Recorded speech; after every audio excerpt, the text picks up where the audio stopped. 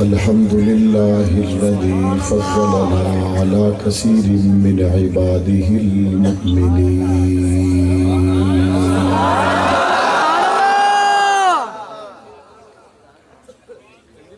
رب أوزعني أن أشكر نعمتك التي أنعمت علي وعلى والدي وأن أعمل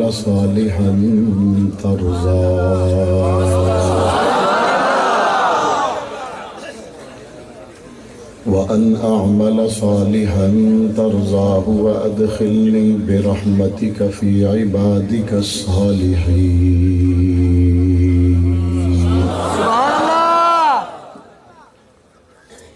أما بعد فأعوذ بالله من الشيطان الرجيم. بسم الله الرحمن الرحيم.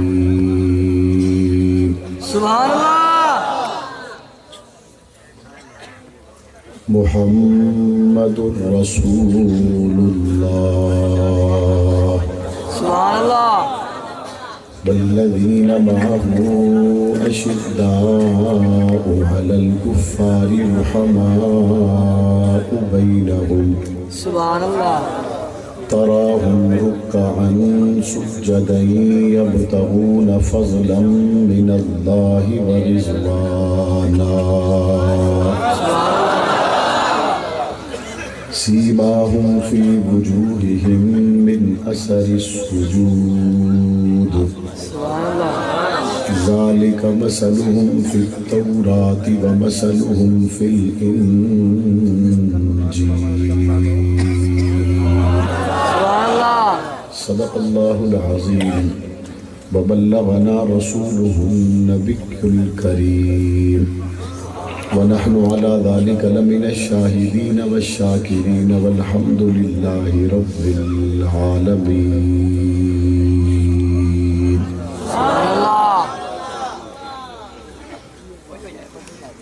آقا نہ ہوتے اجالا نہ ہوتا، آقا نہ ہوتے اجالا نہ ہوتا، یہ دنیا میں انسان کا بول بالا نہ ہوتا. بعد الرسل دو جہاں میں یوں صدیق کا رتبہ اعلیٰ نہ ہوتا.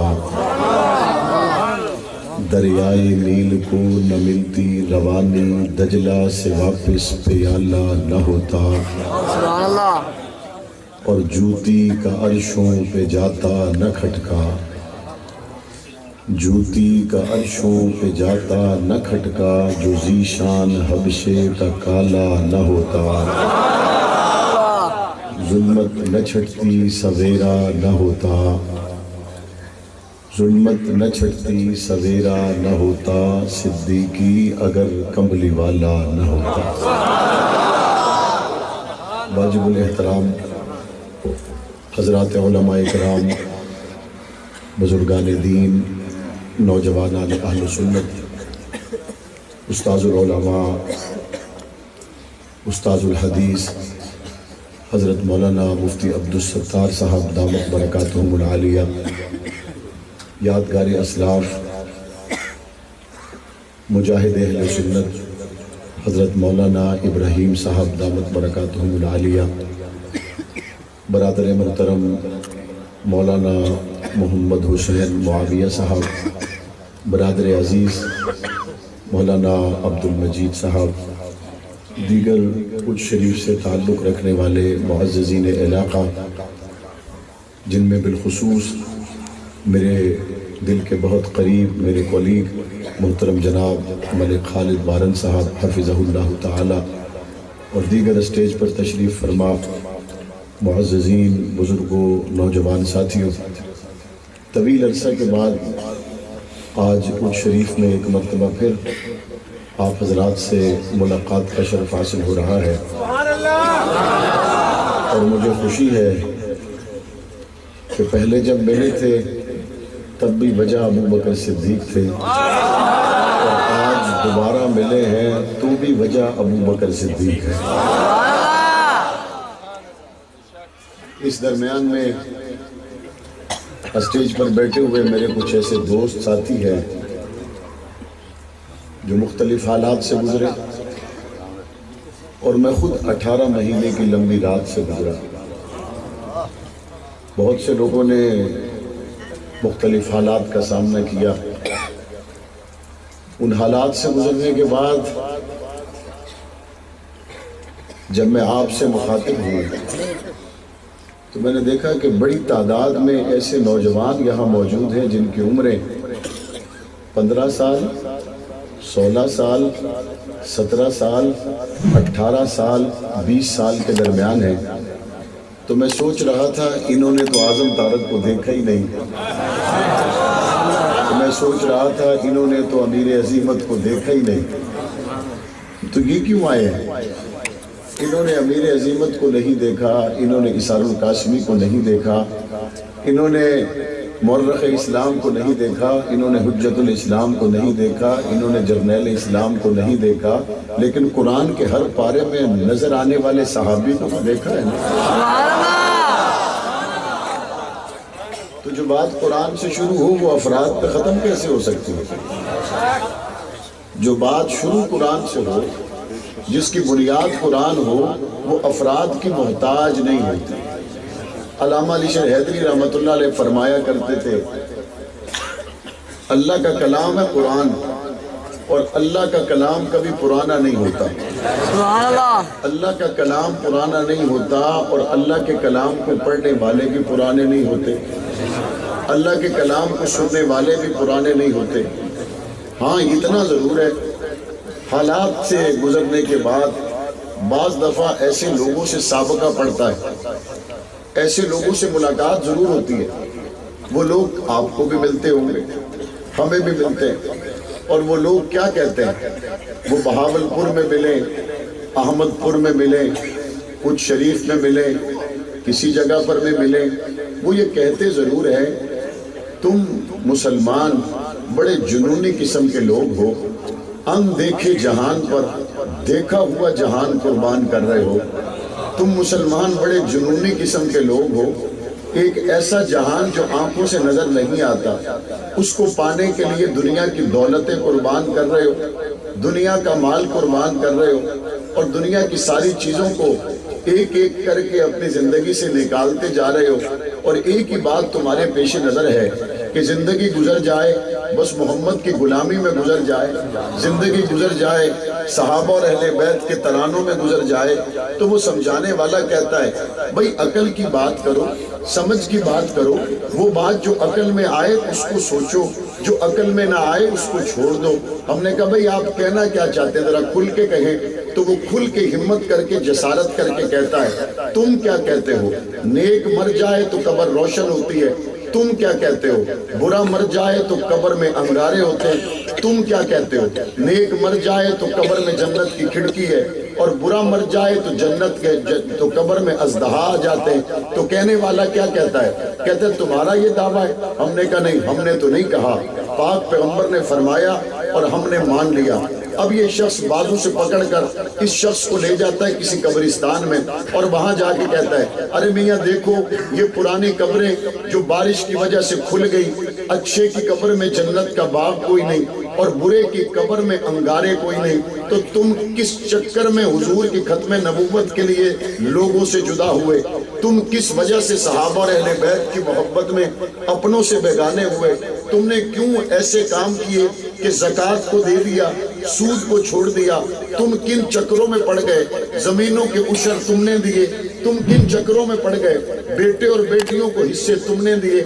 یہ دیکھو اچھے کی قبر، اس میں جنت کی کھڑکی کوئی نہیں، اور یہ دیکھو برے کی قبر، اس کے اندر انگارے کوئی نہیں، تم کس طرف چلے گئے؟ تو جواب میں مسلمان کہتا ہے دیکھا تیری آنکھوں نے بھی وہی ہے، دیکھا میری آنکھوں نے بھی وہی ہے، لیکن ایمان اس کو کہتے ہیں آنکھوں سے نظر نہ آنے کے باوجود محمد کریم کی بات کو سچ مانو، اسی کا نام ایمان،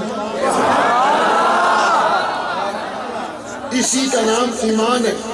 اب وہ اگلا اعتراض کرے گا، کہے گا مرضی ہے، آپ نہیں مانتے تو نہ مانو، ہم نے تو آپ کو کھول کر بتا دیا کہ دیکھو آنکھوں سے نظر نہیں آ رہا تو اپنی مرضی سے جیو، جب موت آئے تو مر جاؤ.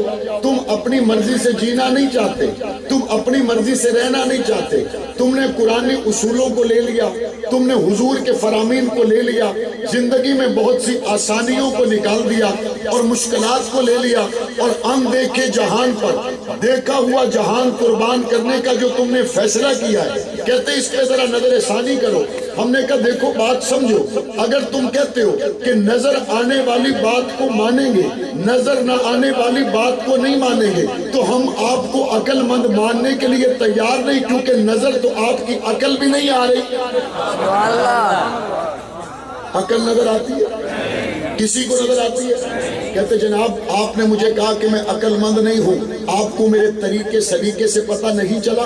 میں نے کہا کیا مطلب؟ کہتے جو بے عقل ہو وہ ڈھنگ سے دیکھ نہیں سکتا, جو بے عقل ہو وہ ڈھنگ سے بات نہیں کر سکتا, جو بے عقل ہو اس کے بیٹھنے کے سلیقے میں فرق ہے, جو بے عقل ہو اس کے دیکھنے کے سلیقے میں فرق ہے, جو بے عقل ہو بات کرے گا تو بے ربط کرے گا, سنے گا تو توجہ سے سنے گا نہیں, کپڑے اور طرح کے ہوں گے, شلوار اور طرح کی, قمیض اور طرح کی, بیٹھے گا تو بے ڈھنگا بیٹھے گا.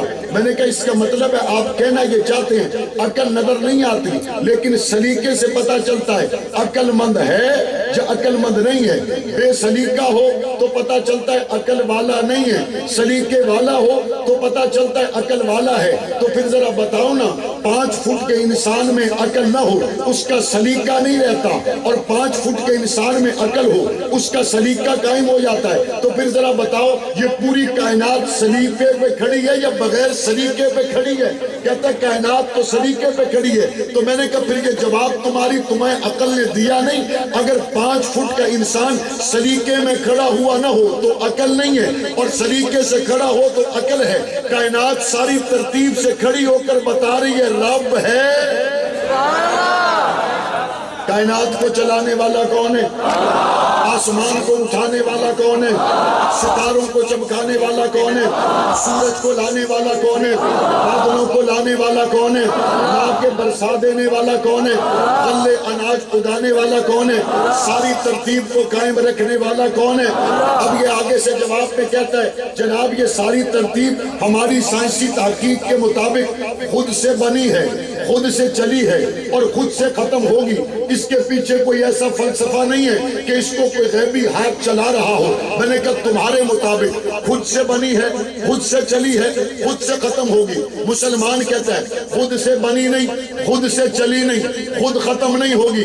مسلمان کہتا ہے بنانے والا رب ہے, چلانے والا رب ہے, اور ایک دن اس کو ختم کرنے والا بھی رب ہے. کہتا نہیں میری تحقیق, میرے سائنسدان کی تحقیق, یونیورسٹی آف امریکہ کی تحقیق, یورپ کی یونیورسٹیوں کی تحقیق پہ بات آئی ہے کہ کائنات خود بنی, خود چلی, خود ختم ہوگی. میں نے کہا ٹھہر کے مجھے ذرا بتاؤ ان سائنسدانوں نے جو تحقیق کر کے تمہیں بتایا کائنات خود بنی, خود چلی, خود ختم ہوگی, اس سائنسدان کا نام بتاؤ. کہتا ہے نام فلان ہے. میں نے کہا اس کے حالات بتاؤ. کہتا ہے اس کے حالات کو مجھے تفصیل کے ساتھ پتہ نہیں. میں نے کہا جتنا پتہ ہے اتنا تو بتا دو. کہتا ہے میں بتاتے ہوئے اتنی باتوں کو جانتا ہوں. وہ راتوں کو شراب پیتا ہے, دن کو پڑھنے میں مصروف رہتا ہے, اس کے دوست بڑے اچھے ہیں. میں نے کہا بتاؤ دوستوں کے حالات کیا ہیں؟ کہتا ہے مجھے پتہ نہیں ہے. میں نے کہا بتاؤ اس نے پڑھا کہاں سے؟ کہتا ہے فلاں جگہ سے. میں نے کہا بتاؤ اس کا اپنی بیوی کے ساتھ رویہ کیسا؟ کہتا ہے میں اس بارے میں نہیں جانتا. میں نے کہا بتاؤ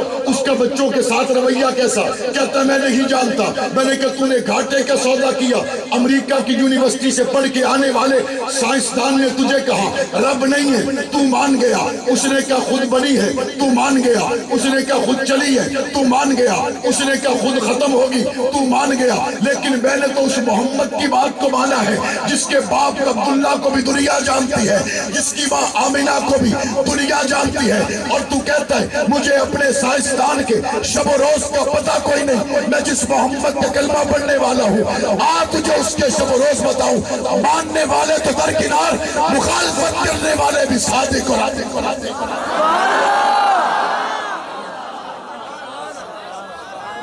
نہ ماننے والوں نے بھی میرے نبی کو صادق اور امین کہا یا نہیں کہا؟ بولو. حضور نے فرمایا میری ماں آمینہ سے لے کر میری ماں حوا تک درمیان میں کسی نے گناہ نہیں کیا. میرے باپ عبداللہ سے لے کر میرے والد آدم تک درمیان میں کسی نے گناہ نہیں کیا۔ میں نے کہا تم کمزور بات کے پیچھے ہو، ہم مضبوط بات کے پیچھے۔ اب یہ کہنے والا کہتا ہے جناب یہ تو کوئی بڑی بات نہ ہوئی، اگر کسی کا حسب نسب محفوظ ہے اور جناب کسی کا حسب نسب محفوظ نہیں، آپ پرانے خیالات کے لوگ 1400 سال پرانی باتوں پر عمل کرنے والے جدید سائنس کی تحقیقات کو صرف اس بنیاد پر ٹھکرا تو نہیں سکتے۔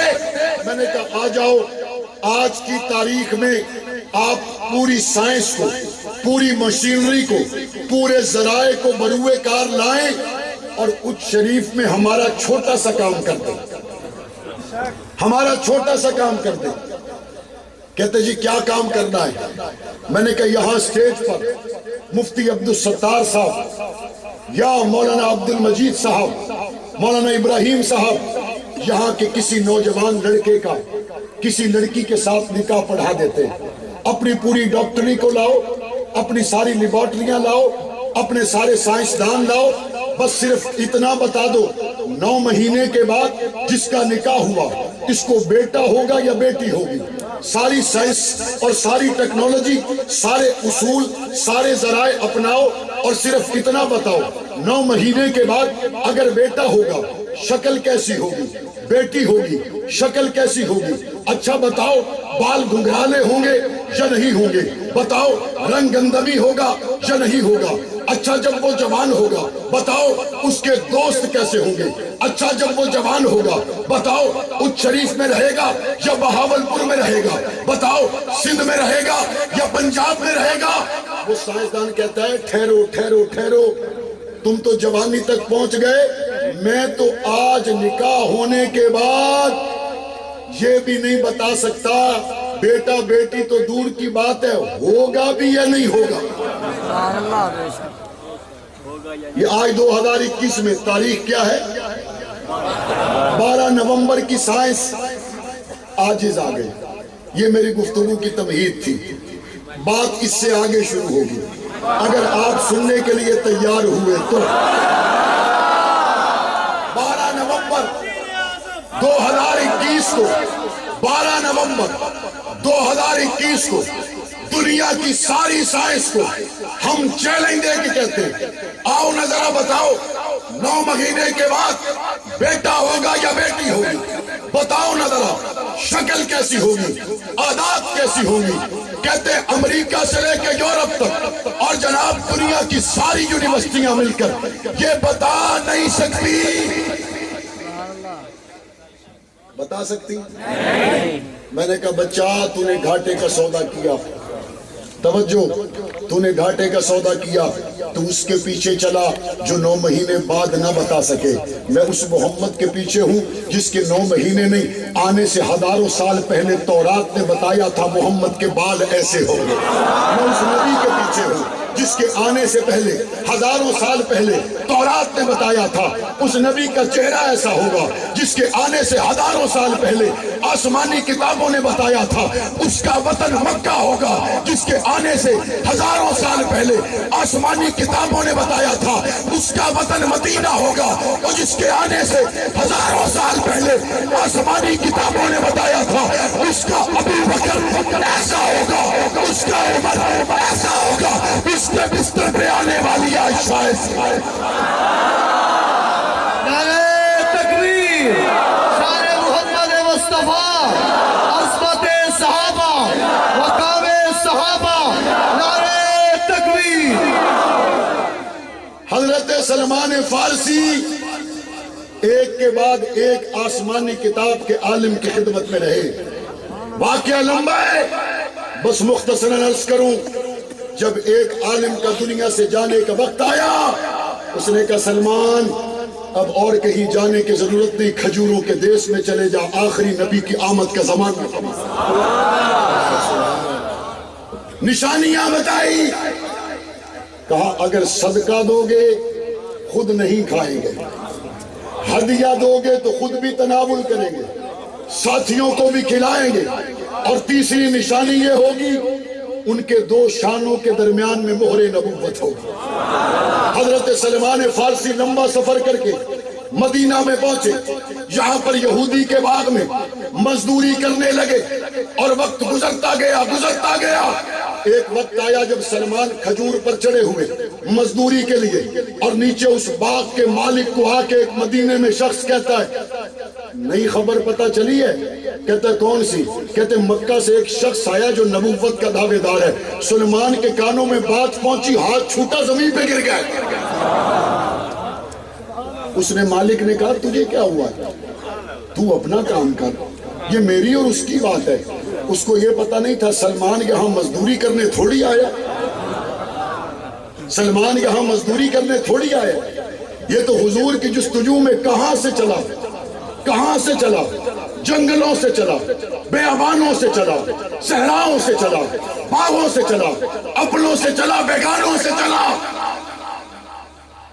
اور جب شام ہو گئی نا تو کھجوریں لی اور لوگوں سے پوچھتے پوچھتے قبا کے مقام پر حضور کے پاس پہنچے اور سلام عرض کیا اور کہنے لگے یہ میں صدقہ لے کے آیا ہوں۔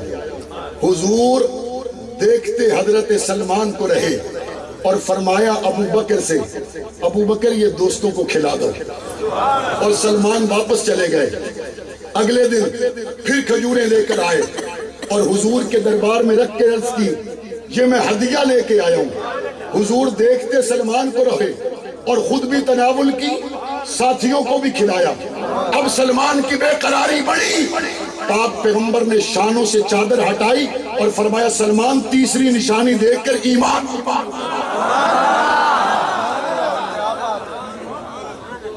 حضرت سلمان آئے، بوسہ دیا، پیروں سے لپٹ کے رونے لگے، یا رسول اللہ میں شہزادوں کی طرح رہتا تھا، آپ کی محبت میں جنگلوں سے گزر کے آیا ہوں، غلامیاں کاٹ کے آیا ہوں، مزدوریاں کر کے آیا ہوں۔ میرا موضوع نہیں ورنہ حضرت سلیمان کے بارے میں میں مزید گفتگو کرتا۔ آئیے نہ ذرا، آج کی سائنس 9 مہینے کے بعد نہ بتا سکے کہ جناب بیٹا ہوگا یا بیٹی ہوگی۔ آؤ نہ ذرا، ابھی میرے نبی نے اعلان نبوت کیا کوئی نہیں۔ شام کے علاقے میں حضرت ابو بکر تجارت کے لیے جاتے ہیں، تورات و انجیل کا عالم ابو بکر کو روک کے کہتا ہے جوان دسات سے آیا کتنے، کہاں سے آئے ہو؟ کہا جی مکہ سے آیا ہوں۔ اچھا نام بتاؤ، یہ نام ہے۔ اچھا باپ کا نام بتاؤ، اچھا قوم بتاؤ۔ بھئی آپ سوال و جواب کیوں کر رہے ہیں؟ وہ آگے سے کہتے ہیں تو نہیں جانتا، میں تجھے سالوں سے جانتا ہوں، میں تو پہلی مرتبہ آیا ہوں۔ کہا نہیں تجھے نہیں پتا۔ پوچھا پوچھا پوچھا، سارے سوال مکمل ہونے پر درخواست گزار ہوا اگر سواری سے نیچے آئیں تو ہاتھوں کو چوم لو، ہاتھوں کو چوم لو، سینے سے لگا لو۔ ابو بکر صدیق کے ہاتھوں کو چوم کر کیا کہتا ہے؟ کہتے ہیں سینکڑوں سال گزر گئے، جو ابو بکر تورات میں تھا آج میری آنکھوں کے سامنے ہے، جو ابو بکر انجیل میں تھا میری آنکھوں کے سامنے۔ کہا کیا مطلب ہے؟ کہا تورات بتاتی ہے آخری نبی کا پہلا ساتھی بنے گا تو تو بنے گا، انجیل بتاتی ہے آخری نبی کا پہلا ساتھی بنے گا تو تو بنے گا۔ آئیے اس سے آگے چلیے۔ وقت گزرا، جب صحابہ بیت المقدس کے باہر پہنچے، وقت گزرا اور بیت المقدس سے نکلنے والوں کے ہاتھ میں تلواریں نہیں تورات تھی، بیت المقدس کے لیے لڑنے کے لیے آنے والوں کے ہاتھ میں نیزے نہیں انجیل تھی۔ پوچھا بھئی کیا ہوا ہے، کیا کر رہے ہو؟ انہوں نے کہا ہم نے اس بندے کا حلیہ آسمانی کتابوں میں پڑھا ہوا ہے جس کے ہاتھ پہ بیت المقدس نے فتح ہونا ہے، اور ہم دیکھ چکے ہیں تمہارے اندر وہ بندہ ہے ہی کوئی نہیں، لہذا ہمیں پریشانی کی ضرورت ہی کوئی نہیں۔ جب وہ بندہ ہے ہی کوئی نہیں تو ہمیں پریشانی کوئی نہیں۔ صحابہ نے پیغام بھیجا مدینے میں حضرت عمر کو، امیر المومنین لوڑاں پہ گئی ہیں، تشریف گھل کے آؤ۔ اب حضرت عمر روانہ ہوئے، حضرت عمر روانہ ہوئے۔ واقعہ لمبا مختصراً اپنے موضوع کی طرف لانا چاہتا ہوں۔ حضرت عمر روانہ ہوئے، ایک سواری، یہ سرکاری دورے پر جا رہے ہیں، یہ سرکاری دورے پر عمر فاروق جا رہے ہیں، اگر چاہتے تو ہزاروں سواریاں لے جاتے، یہ سرکاری دورے پہ جا رہے ہیں، اگر چاہتے تو ملازموں کا لشکر لے جاتے، اگر چاہتے تو کھانا بنانے والا ساتھ لے جاتے۔ فرمایا نہیں، ایک سواری، اچھا اس سواری پر کھانے پینے کا سامان رکھا تو بیٹھنے کی جگہ ایک بندے کی بچی، اب طے کیا ہوا؟ کہا چند منزل غلام پیدل چلے گا، آقا سوار ہوں گے، اور اگلے چند قدم، چند منزل طے شدہ فاصلہ غلام سوار ہوگا، آقا پیدل چلے گا۔ عمر اگر دونوں سوار ہو جاؤ تو حرج کیا ہے؟ کہا عمر کو عادل کون کہے اگر سواری پہ بوجھ زیادہ کر دے؟ سواری پہ بوجھ زیادہ کر دے۔ اچھا اگر آپ باری باری چلے تو یہ تو بڑا مسئلہ ہوگا۔ حضرت عائشہ صدیقہ نے روانہ ہوتے وقت درخواست کی، آپ لمبے سفر پہ جا رہے ہیں، کپڑے اچھے پہن لیں، یہ ٹاکیوں والے کپڑے نہ پہنے۔ ایک مرتبہ دوسرا سوٹ پہن بھی لیا، بعد میں حضور کے مکہ کے دور کی سختیوں کو دیکھ کر وہ سوٹ اتار دیا اور پھر وہی ٹاکیوں والا لباس پہنا۔ واقعہ لمبا ہے، مختصر عرض کرتا چلوں۔ پھر یہ روانہ ہوئے، غلام سوار ہے، آقا پیدل، اور کہیں آقا سوار ہے اور غلام پیدل۔ کئی دنوں کا سفر طے کرتے کرتے کرتے پاکستان کا کل رقبہ زیادہ سے زیادہ 7.5 لاکھ مربع میل ہے، اور یہاں کے شاہ خرچیوں کو دیکھیں تو گننے میں نہیں آتی، یہاں کی آف شور کمپنیاں گنے تو گننے میں نہیں آتی، گاڑیوں کے قافلے گنے تو گاڑیاں گنتے گنتے لوگ تھک جائیں۔ یہ 7.5 لاکھ مربع میل کے حکمرانوں کی حالت ہے، اور عمر وہ ہے جو 22 لاکھ مربع میل کا حکمران ہے۔ 22 لاکھ مربع میل کے حکمران ہیں، اور سوار غلام ہے اور پیدل آقا ہے۔ پھر کبھی سوار آقا اور پیدل چلنے والا غلام ہے۔ چلتے چلتے وہ منظر آیا، جب بیت المقدس کے قریب پہنچے، سوار ہونے کی باری غلام کی آ گئی اور پیدل چلنے کی باری آقا کی آ گئی۔ غلام نے کہا میرے ماں باپ قربان ہو، آپ سوار ہو جائیے، میں اپنی باری کو آپ پہ قربان کرتا ہوں۔ عمر نے کہا یہ نہیں ہو سکتا، باری تیری ہے، سوار تو نے ہونا ہے۔ اب دنیا نے عجیب منظر دیکھا، 22 لاکھ مربع میل کا حکمران پیدل چل رہا ہے، جوتا بھی ٹوٹ چکا ہے، کپڑوں پہ ٹاکیاں لگی ہوئی ہیں، ہاتھ میں اونٹ کی نکیل کو پکڑا ہوا ہے۔ جب عمر پہنچے وہ تورات لے کر آئے، وہ انجیل لے کر آئے، اور منظر بدل گیا۔ ایک نظر تورات کو دیکھا اور دوسری نظر عمر ابن خطاب کے جسم پر پہنے ہوئے لباس کی لگی ہوئی ٹاکی کو دیکھا۔ رب کا عمر سے پیار چیک کریں۔ اگر میں یہ کہہ دوں محمد حسین معاویہ نے آنا ہے، میں صرف بتا دوں کہ اس عمر کا اور اس شکل کا آدمی ہے، لوگ پہچان جائیں گے۔ لیکن رب کا پیار دیکھیں، اللہ نے آسمانی کتاب میں عمر کے لباس پہ ٹاکیاں کتنی ہوں گی ان کو بھی لکھ دیا، عمر سوار ہوں گے یا نہیں ہوں گے اس کو بھی لکھ دیا، اور عمر کا جوتا ٹوٹا ہوا ہوگا اس کو بھی لکھ دیا۔ صرف یہ نہیں لکھا عمر تیرے کیا کہنے، عمر کے ساتھ جو غلام ہوگا اس کو بھی لکھ دیا، عمر کی جو سواری ہوگی اس کو بھی لکھ دیا۔ جب ساری نشانیاں دیکھ لی تو کیا کہنے لگے، ہزاروں سال سے جو تورات میں تھا آج میدان میں ہے۔